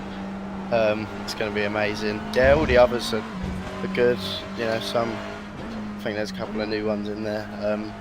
But yeah, they all look pretty good and make for some great racing. Well, we look forward to fantastic racing from yourself, Joe. But until then, we wish you all the best and enjoy the rest of this evening. Thanks, Paul. See you later. So hearing it there from Joseph Doble and hearing his thoughts on the upcoming season, and well, the number 11 driver there talking about provisionally being the BMW Compact Cup champion, subject to some final inquiries there, no doubt about it. But putting that aside, feeling confident for this season and looking very much forward to Thruxton. I think many of our drivers are, just for the simple reason that the Thruxton circuit has been long awaited for on the iRacing simulator platform. I think everybody absolutely eager to be able to attack what is technically the high-speed circuit in the UK, indeed with regards to the velocity of the lap and the number of sweeping corners it contains. Indeed, Silverstone, hold on to your hat because Thruxton has got another thing to say with regards to high-speed, high-risk, high-reward racing. But as we do have the best part of 4 minutes left in this practice session before we do have some racing up for you tonight, ladies and gentlemen, well, we are going to try and grab a word with a couple of other newcomers on the grid. Because we've been talking quite recently to some rather established drivers, and we're actually now going to come to the number 5 from Quartermass Motorsport as he makes his way down the pit lane. If we can grab a quick word with him before he does get out the car, and that is going to be with Andy Chell, who recently joined in, and he now joins us here in the commentary booth, albeit via patch-through from the car. Good evening to you, Andy, and well, just a quick word or two, of course, because Quartermass Motorsport, some of the new guys on the grid, and you're the team manager. Welcome to the grid, firstly. Hi there, Paul. Yeah, thanks very much, mate. It's nice to finally get to join this series, to be fair. Oh, indeed. Sounds as though you've been waiting in the wings for some time as a team, and now the time's right to be on the grid? More having the drivers for it than anything, to be fair. We've got quite a good GT3 contingent, as you guys will know, because we're in your GT3 league. But the touring car, there wasn't many of us that are used to driving the car. So we've now got me, John, and Sammy, yeah, we've got a nice little contingent for us here, you know. Well, that's absolutely brilliant here in terms of you've got that contingent together, and therefore it does mean that as a result we can see a full team fielded. And what's the goal for this season? It's the first season in the NXTCC for yourself and the team. Are you setting a particular target, or is it just round by round? We're going to go round by round for now, see how we do. Obviously, the classes we've been watching, as we say, for a while, so we know the field's quite close and quite competitive, so we're going to be waiting and see how we get on in the first couple of races to assess it. But yeah, we'd like to see a couple of class wins maybe for Gian and me and Sammy, with him being in the Pro-Am. But we're sorry, I'm just letting someone through. We're just yeah, we're going to take it race by race to start, see where we are and see what we can do, because we do always like putting a good show on, and that's the main aim. So indeed. We look forward to you guys putting on that show, no doubt about it. And in terms of the AM class, of course, yourself and also Jonathan and Jonathan Berry have been two staples of the team competing at AM class, but you've also got in the Pro-Am class, I believe, Sammy Ariba, if he is definitely in the team, because we've had a little bit of a question mark over whether he's part of Quartermaster or whether he's racing as part of another team. No, he is one of our drivers. He originally signed up ahead of joining the team, which is potentially why he's showing us maybe as another team as well, but he is one of the Quartermasters drivers. He joined us about a month ago. He's on our trial, as we put it. We treat it a bit like a job, so they're on a probation for a little bit while they're driving to begin with. So yeah, Sammy's with us in the Pro-Am, and really looking forward to seeing how he does. He's a good lad, Sammy is, to be fair. He's a good lad. He'll always have a chat as well, so likely if you want to have a chat with him in car at some point, he's going to be open for it. But yeah, he's definitely with us, and like I say, we'll take it race by race, see how we go, but yeah, we're hoping to have good fun and see how we do. We absolutely look forward to seeing what you can do from race to race and round to round. But with that, Andy, we're going to leave you to it because the practice race is due to get underway shortly, and we wish you and the team all the best luck for the season ahead. Cheers, matey. Look forward to seeing it on Raceback. See you in a bit. So hearing it there, ladies and gentlemen, from the last driver who we're going to get an interview with today, by the looks of things, Andy Chell for Quartermass Motorsport, and we'll definitely get plenty of interviews for our drivers up and down the field as the season gets underway. But of course, we just have one race to get underway with today, and that is the pre-season practice race. And well, without further ado, it is Andrew Pike, who by the looks of things may have taken the pole position, subject to confirmation there of all the gridding positions. And thank you for your feedback in the respective chats with regards to what is there the commentary microphone not quite being at the level required to match up with the rest of the audio, but we are going to work on it, and we'll just cheekily work on that in the background. But in terms of then how our drivers line up for the purposes of this race, well, I think it's in no particular order that they're being assigned, and it is going to be Joseph Sabula, who has taken pole position there, and he'll be joined on the front row by Mikey Doble, the next-gen pink driver in the company of the Doble sim racing driver. And well, it's always going to be fireworks, and these two have plenty of experience racing each other from the front row of the grid. Andrew Pike will line up P3 for the Sim Racing Collective, joined in the company there by your Pro-Am pole sitter of Nick Clemens for iRacing Esports. Isaac Double starts P5 for Double Sim Racing ahead of Adam Delmont for SO and NXTGEN Gold. Then we do have Andy Fox for Goldwyn Motorsport P7 ahead of Patrick Falconer for JWM Motorsport. And that'll be Ben Gregory for Full Tilt Motorsport and Gavin Garner for NXTGEN Pink, who complete your top 10. Daniel Downing lines up P11, best of rest, ahead of Jamie Dory. And then we will have on what will be the 7th row of the grid, Alan McCain for iRacing Esports and Gilberto Struck for the National Racing Team. Russell Fowler and Ben Altrier make up the 8th row of the grid, with row 9 going to Joe Doble and Matthew Cheverton, and then Benjamin McCluskey, and I believe our safety car, interestingly enough, will start in P20 but will be in the pit lane. So therefore, Jake Pitt will take P20 in its place.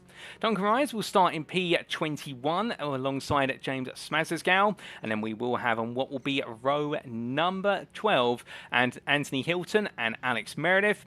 With Mark Sykes and Kevin Smith line up on row number 13, and will be Kevin Smith, who is your AM pole sitter, and then we will have starting P27 Lewis Delmont for SO and NXTGEN Gold and Sam Bradley for company with his teammate.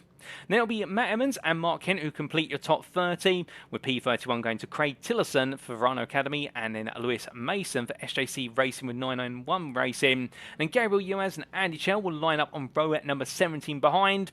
And as we continue our way on down the order, it'll be Sammy Ariba and Roy Plummer who start P35, P36, ahead of Jonathan Collins and Jonathan Berry. The battle of the two Jonathans there into turn 1, that could get very tasty. And then we Costa Chance Constantu and Michael Leese who complete your top 40. And then we will have Gabriel Papaconstantino, new driver of course on the grid for Aztec Racing, and Josh Brown on row number 21. And that will be your starting order, ladies and gentlemen, of 42 cars when you do remove the safety car and also our race director in the mix. But a packed grid, no doubt about it.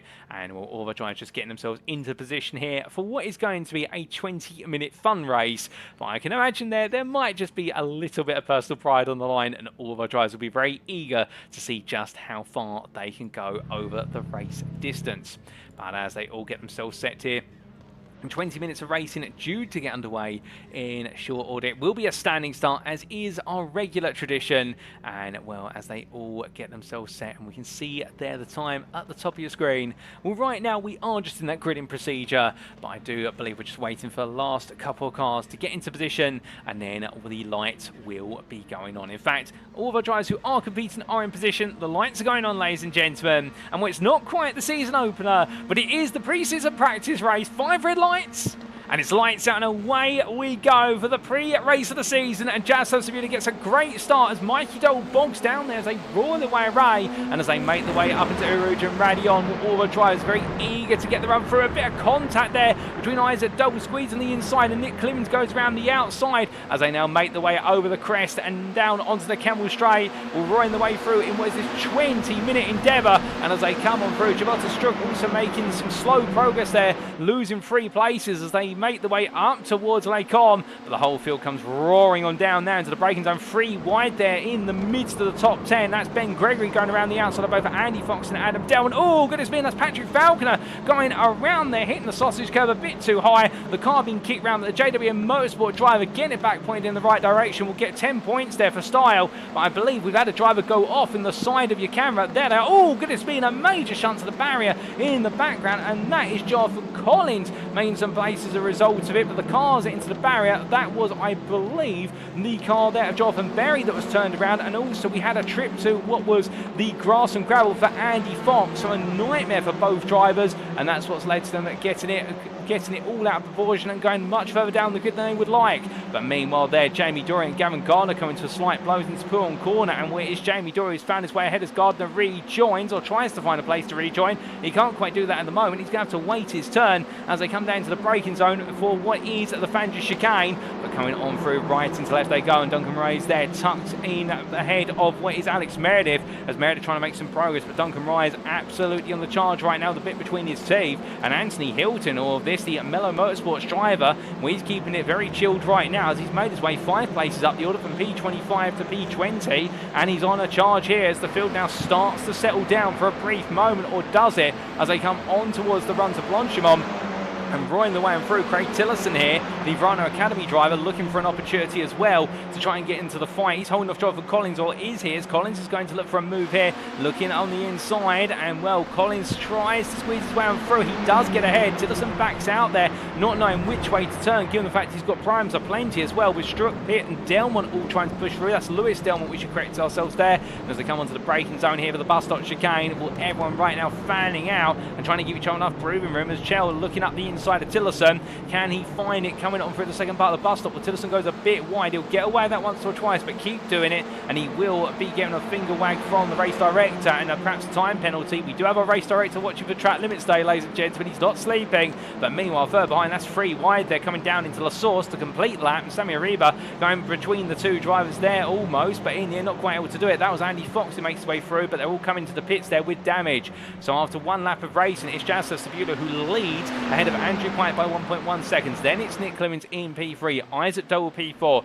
Mikey Doble P5, Ben Gregory P6, Jamie Dory P7, Adam Delman P8, Daniel Downing P9, and Joseph Doble completes your top 10. Alan McCain P11, and he's best of the rest. In terms of your class leaders, the leading pro is Jazza Sabula, your overall leader. Nick Clemens in P3 is your prime leader, and then in P20 is your AM leader, Kevin Smith, getting elbows out there with Matt Emmons, albeit I don't think he wants to get 2 elbows out with his Verano Esports sister teammate when they do go racing officially in the championship. But right now, I think they're going to be elbows out here and just enjoying a little bit of a ding-dong battle as Russell Fowler took a trip to the gravel, if not far worse, I do believe, only moments ago. And can we get a replay? What exactly happened to Russell Fowler, the Verano driver?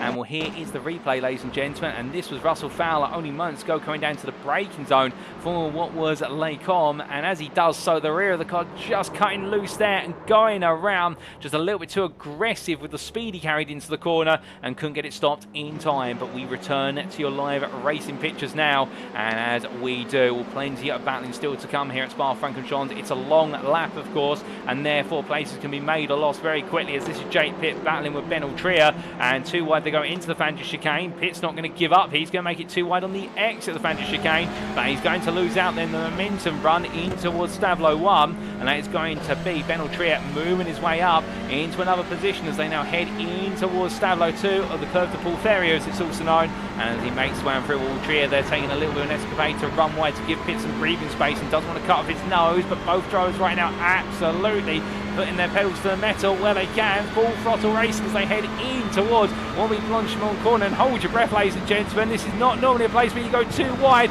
and Jake Pitt decides to cut back there as Ben Altria mounts the curve and clatters off of it. And as they come on down, oh goodness me, and that has got very tasty just in the front of our camera. Our cameraman focused more on Pitt versus Altria, but I think here we've had multiple cars have a little bit of a bish bash, and going around the outside of all the chaos is Matt Evans there in the Verano Esports machine as Alex Meredith creeps his way through on the inside. And well, I'm not quite sure, there was some contact between Meredith and Patrick Falcon. I think there was, and Patrick Falcon are now immediately coming back up the inside here to try and cover his position into La Source to complete lap number 2, and that was the fend off both Sam Bradley and Mark Kemp.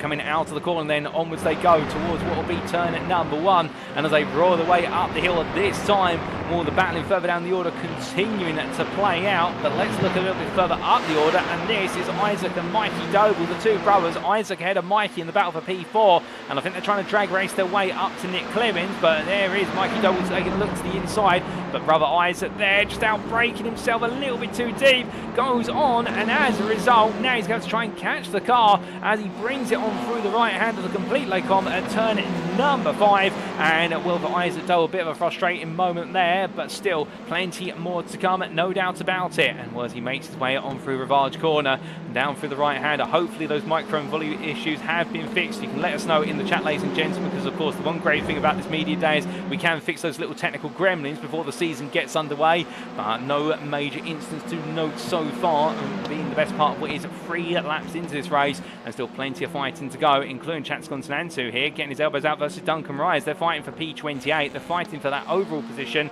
with the AM driver trying to hold off the Pro-Am as they come down through the left hander there of, oh goodness me, getting it a little bit wrong on exit, and Chatscon Nantu into the wall there, the car just cutting loose on him. And well, in the end, the 287 Motorsport with Autofocus Motorsport Media driver having to be towed to the pits, and a nasty shunt to the wall. Meanwhile, coming back to the front of the field were Jaroslav Sabula just running away. Meanwhile, Andrew Pike right now just simply trying to hold off Nick Clemens. I'm not quite sure what Nick Clemens has had for dinner today, but I can tell you one thing, the man is absolutely roaring out there and doing everything right so far as he makes his way out towards Blanchimont corner and staying absolutely glued to the back of Pike as they head in towards turns, what is it, 17 and 18 at the bus stop chicane. But coming onto the brakes and through the right hander they go, and as they do, well, right now Pike just simply trying to hold on for a little bit longer, but it's going to be Clibbins who really is mounting that pressure on as they head in towards turn number 1.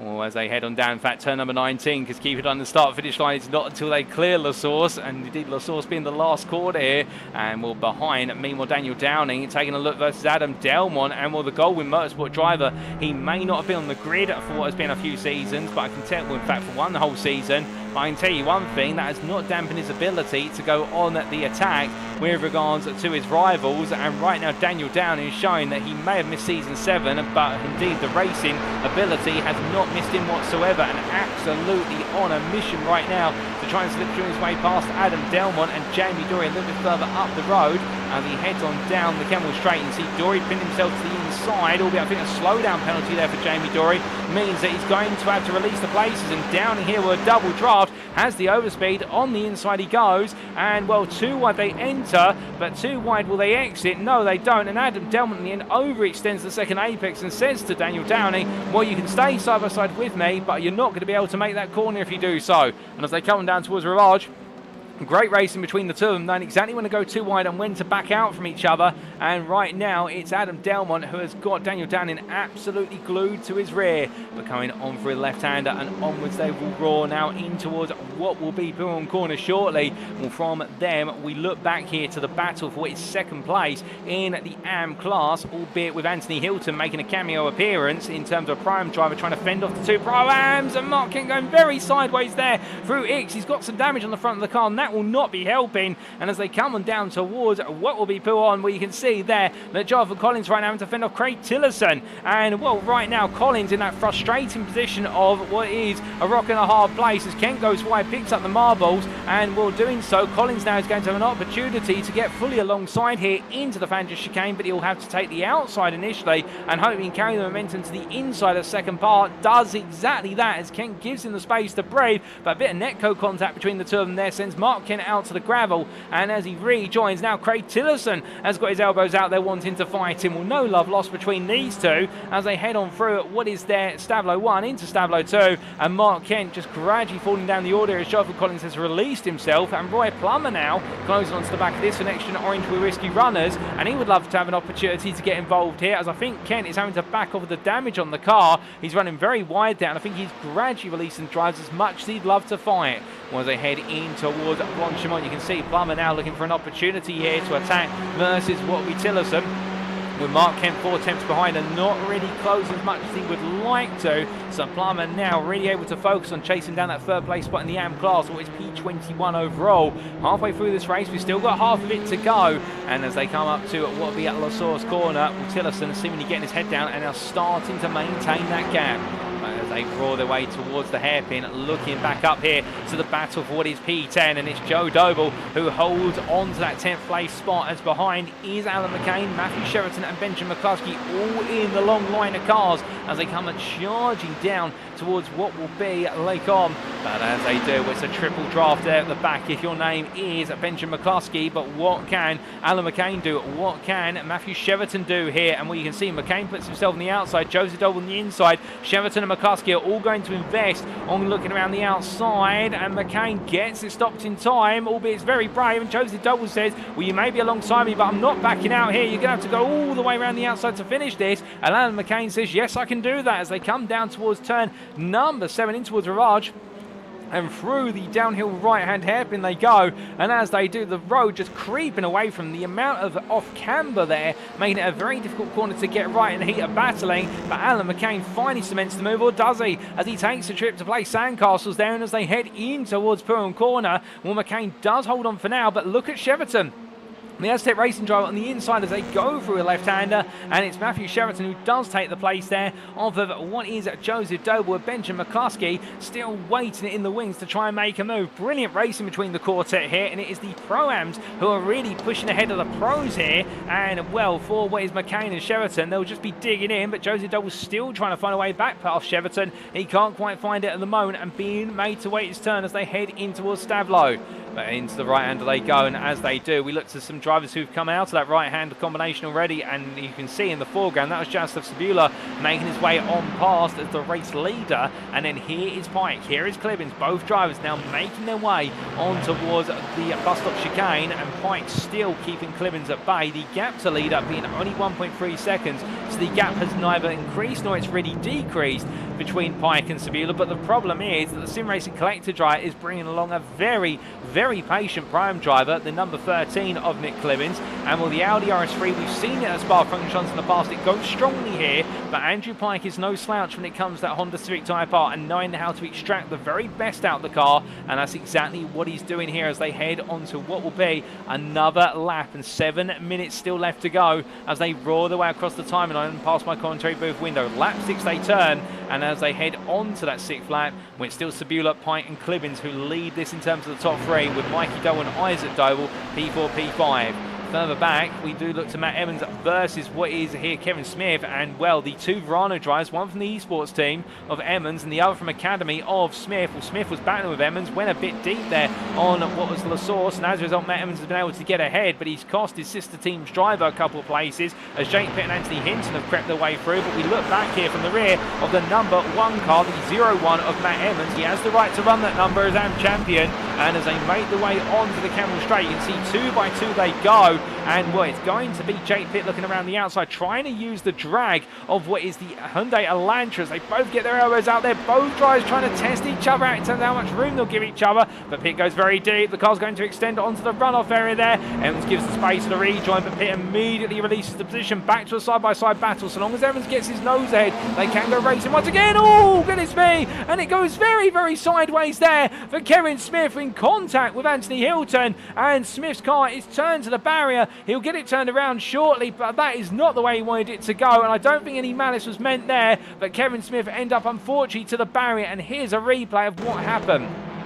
So as they made their way into the corner, in fact, Smith coming off of the apex, and well, it was in the end, by looks of things, Hilton just getting alongside slightly, and the two drivers converging on similar lines, and Smith being the unfortunate one to be turned to the barrier. And well, I think they might have a little chat about that one after the race, but I can't imagine there will be any nasty words between them. These things happen, and well, everyone getting adjusted to each other here, and that's why we do here this pre-season practice race, so that way they can all get acquainted, particularly new drivers, to each other in terms of how they prefer to race. As meanwhile, there's drama up ahead, and that is Jake Pitt and Matt Emmons coming to blows there. And well, as we see going on there, Pitt with a damaged car, and meanwhile for what is Matt Emmons, it's a frustrating moment as Jonathan Collins watches on, and I think right now he won't have wanted to take lead of the AM class this way, but he'll also be smart at the fact that he's your AM leader now, and he's got a sizable 5-second gap to Roy Plummer, who's P2. But as soon as I say that, well, Roy Plummer and Mark Kent are fighting, and we thought Kent was having issues with the car. Well, he definitely is having some issues. He's got a lot more drag on that front end than he would like,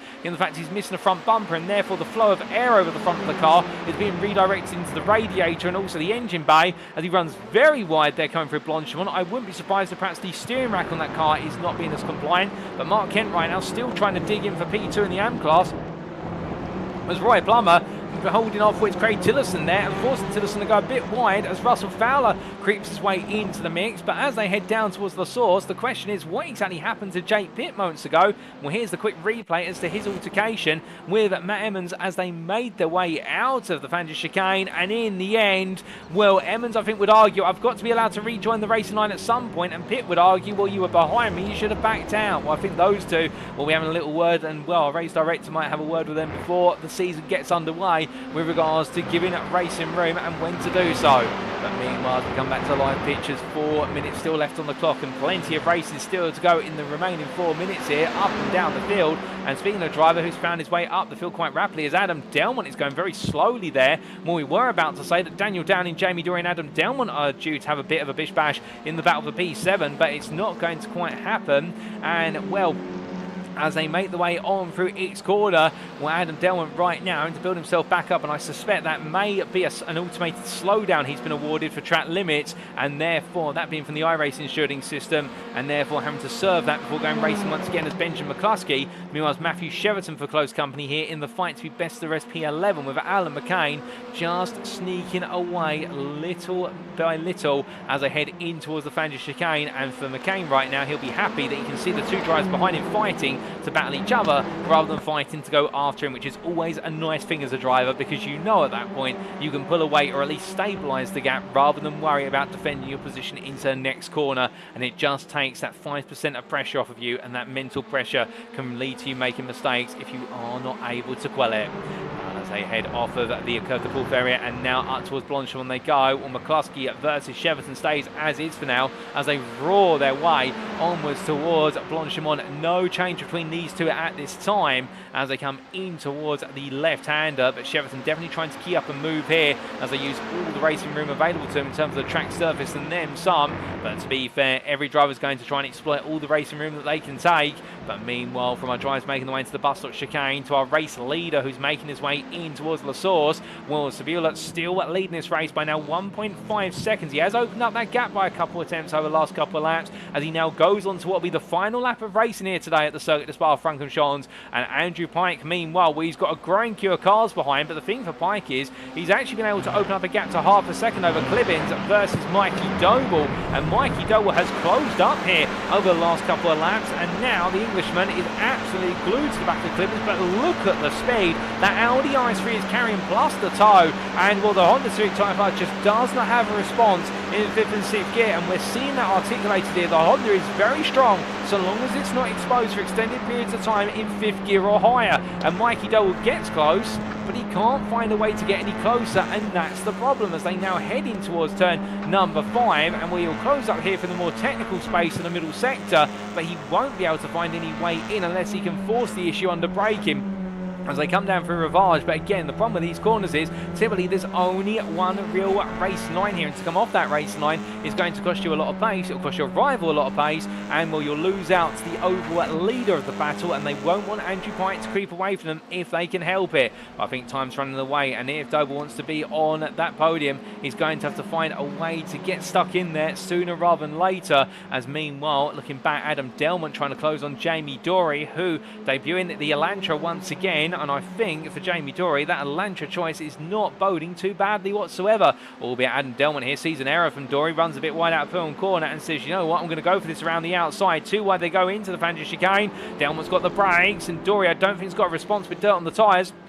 And Delmont gets the move covered off nicely before the second apex and moves up to P8 there. A bit of a classic masterclass there from the number 37 driver, and the SO NXTGEN Gold driver making that move happen absolutely sweetly, but makes an error there coming out of Stablo 1. There'll be some dirt on the left-hand side tyres that's going to affect his grip through Stablo 2 as Dory follows him as closely as possible, and both drivers right now absolutely roaring their way onwards towards Blanchimont. But as they come up towards the fast left-hander, well, Dory's going to look to the inside here. This is going to be brave stuff between the two of them. Dory looks all in as they head on through the left-hander, and well, in the end just losing the rear slightly, and Adam Delmont's able to hold on by a hair, but fantastic attempt from Jamie Dory. Meanwhile, looking back towards the front of the field, Wojciech Sabula continues to hold an advantage, albeit it's been reduced slightly to 1.3 seconds, but as he heads in towards the final quarter, well, if this is going to set the tone for the season, then what a time for him to join NextGen Pink as they make their way through, and it's chaos behind, but as they all come together, meanwhile, Joseph Sabula will take victory in the pre-season practice race here in Belgium at Spa-Francorchamps, and he will do so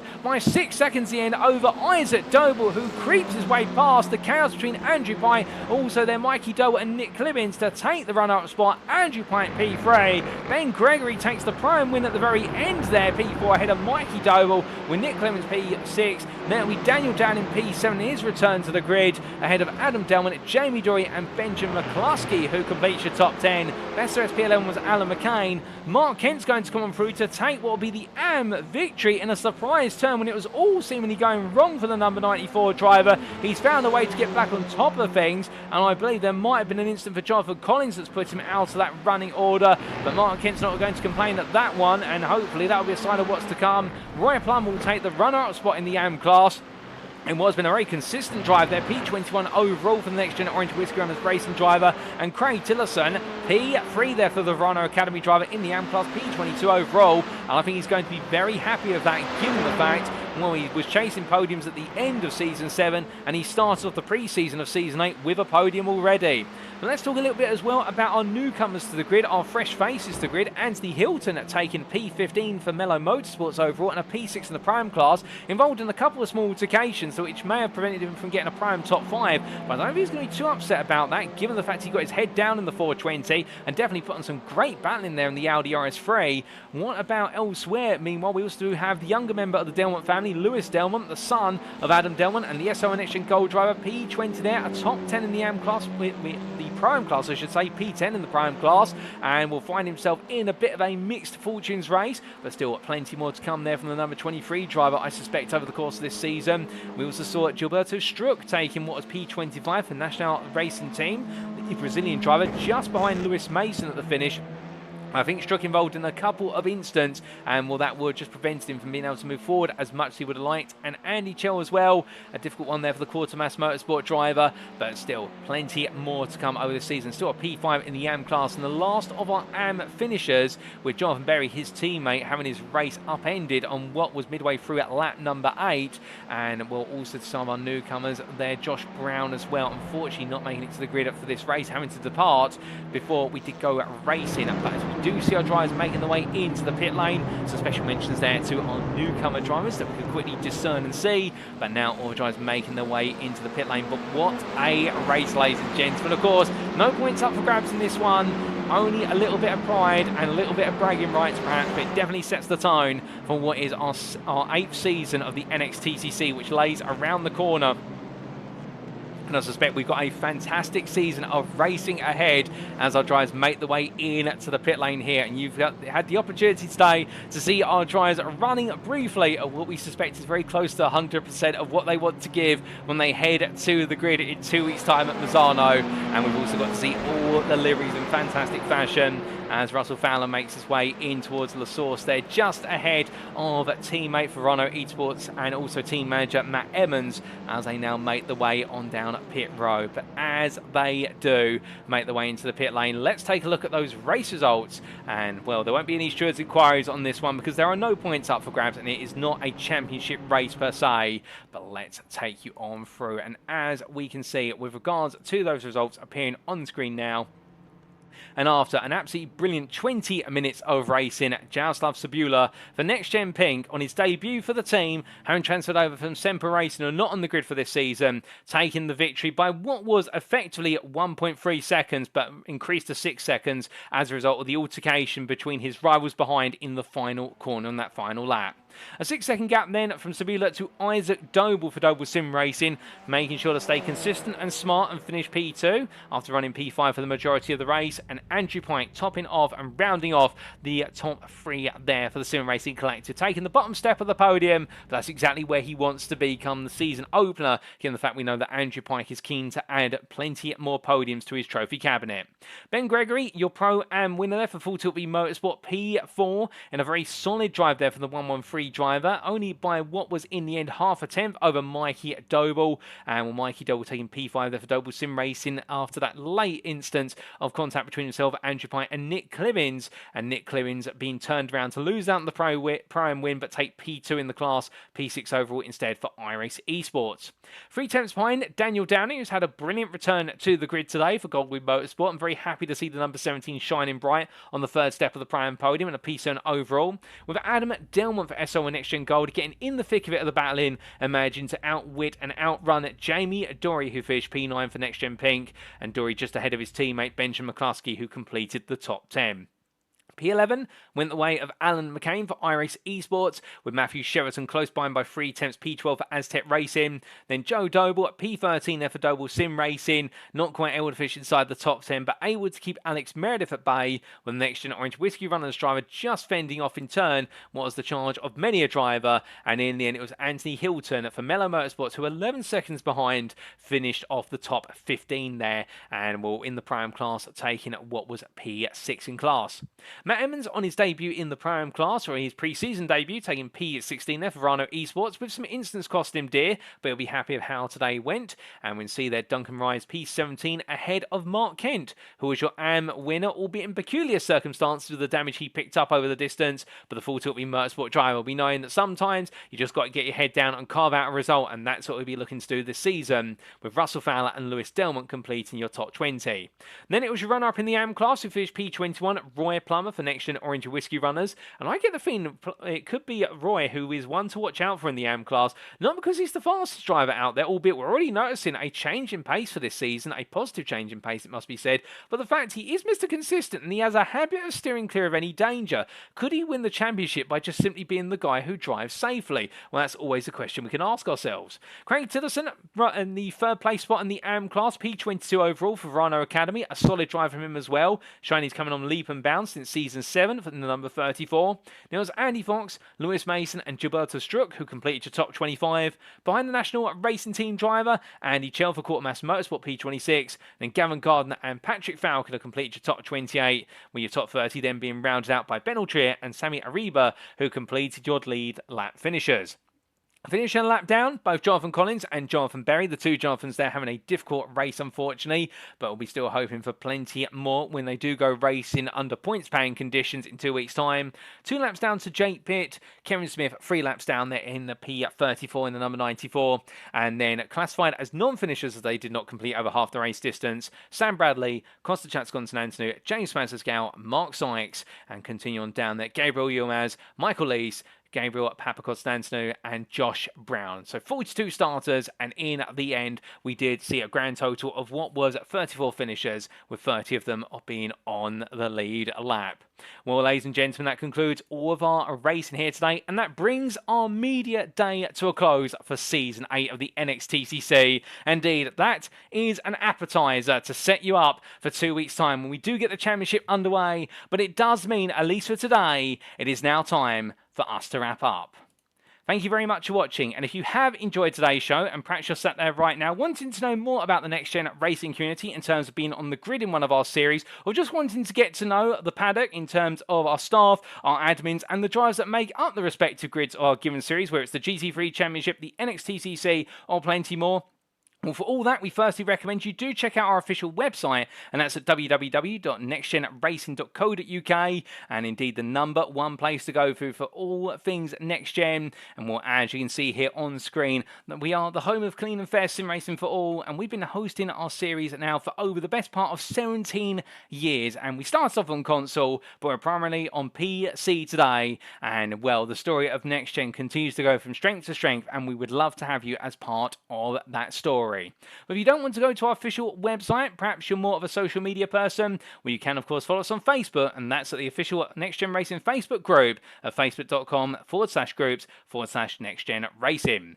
We'd also like to take a moment to say a thank you to our sponsors, and they will continue their partnerships with us for this season. They include PowerMaxed, Next Level Racing, Mark Sykes Designs, Joyce Design, Douglas Motorsport, Sam Cases UK, Only Racing, Falconer PC Builds and Support, Benji Sim Photos, and of course to our title sponsor who will be powering Season 8 of the NXTCC, proudly back from Season 7, and that is Doble Motorcycles. And if you are looking to purchase yourself a Honda that is on two wheels, a Honda motorcycle, then the number one place to go to is Doble Motorcycles. You'll not find a finer Honda motorcycle dealership in the whole of the United Kingdom, and well, we can strongly recommend you check out Doble Motorcycles for further information. A quick Google search and you will find their website, ladies and gentlemen, because at the end of the day, it's a family-run business, and family comes first in terms of putting pride and joy in selling you the ultimate two-wheel machine from the Power of Dreams manufacturer that is Honda.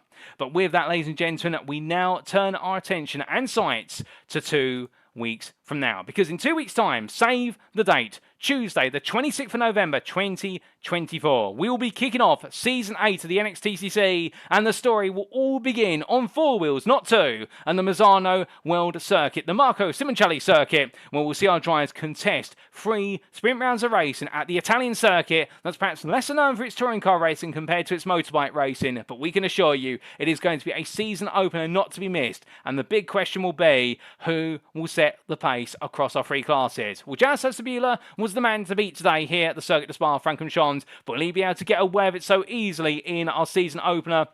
And in the Prime and the AM classes, it's too difficult to tell who exactly will be setting the pace markers, but round number 1 could give us an indication. So join us then, but until then, we have been Next Gen Racing. I've been your host and commentator, Paul TX141 Walsh, also known as Britain a Spit, depending on what media you follow me on. And until next time, remember to stay safe, stay well, stay smiling, but most importantly, as always, ladies and gentlemen, remember to stay on track. Good night. Thank you for tuning in. Until next time, that's all from us here at Next Gen Racing, the home of clean and fair sim racing for all.